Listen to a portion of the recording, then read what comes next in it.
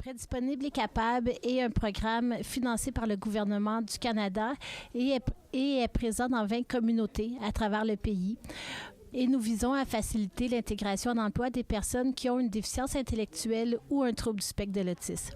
L'été dernier, elle a communiqué avec moi pour me mentionner qu'elle avait en tête de faire un projet avec des personnes qui ont une déficience intellectuelle pour qu'ils puissent effectuer un véritable travail d'artiste sur ces vélos qu'elle met en marché avec une édition spéciale. Pour nous, c'est tout un honneur de travailler avec un employeur comme VécoCycle et aussi la gang à Rambrou, qui ont une équipe d'intervenants qui peut guider chacune des étapes et soutenir le travail des personnes qui ont une déficience intellectuelle pour pouvoir donner un résultat qui est palpable.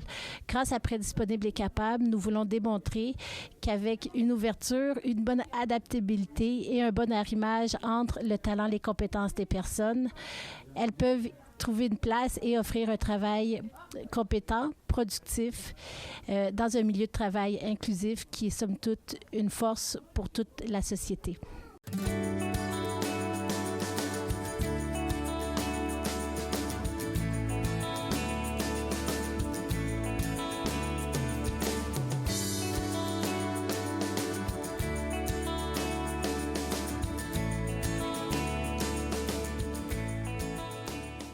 Pour les artistes qui ont été pris là, pour peinturer sur le vélo, c'était nouveau pour eux.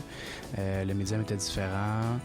Ça a pris de la créativité de notre côté aussi pour réussir à finir le vélo puis donner un beau produit.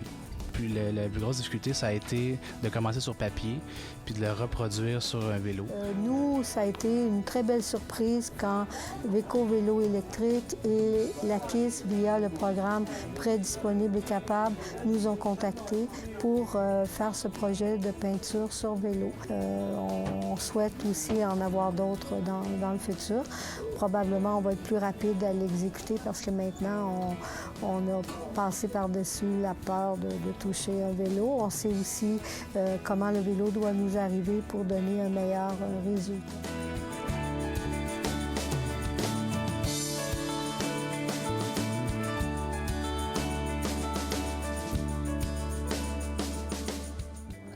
Les gens adorent nos vélos, mais on a eu plusieurs remarques que les vélos il manquait un peu d'art, c'était vraiment des couleurs unies. Au lieu d'engager des artistes montréalais, pourquoi ne pas engager des artistes à déficience intellectuelle?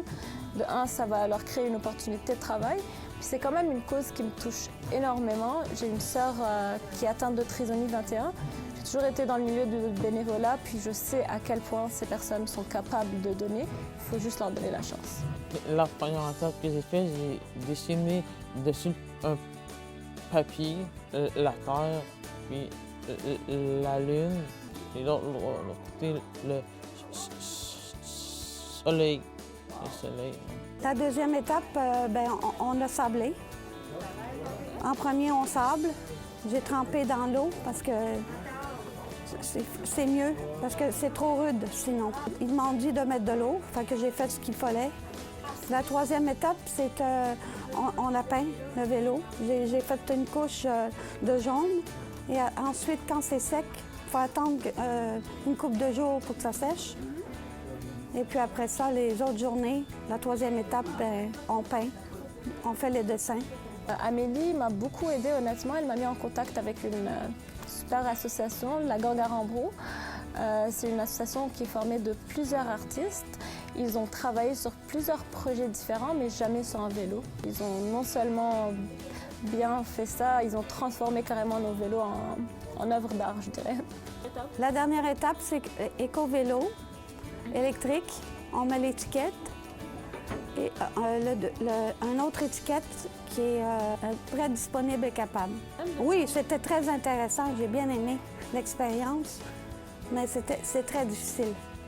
J'ai choisi ça parce que c'est ça qui m'a donné le goût. Oui, j'ai aimé ça, faire l'expérience. J'espère vraiment partager mon expérience puis inciter d'autres employeurs à engager des personnes à déficience intellectuelle. Parce qu'honnêtement, ça va être que positif, je vous le garantis. Ils sont prêts, ils sont disponibles puis ils sont capables.